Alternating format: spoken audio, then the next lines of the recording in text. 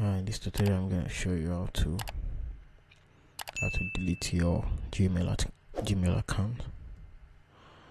So first of all, you open your Google Chrome just like this. Your username, then go to manage your Google account.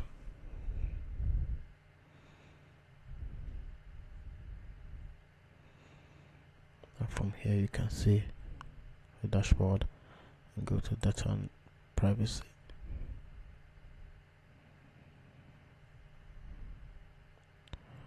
Once you scroll down under data and privacy, you will see an option to delete your Google account. So once you click on this,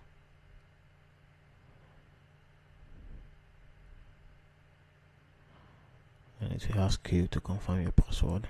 And once you enter your password, then you click next, then it's going to delete. Thank you for watching.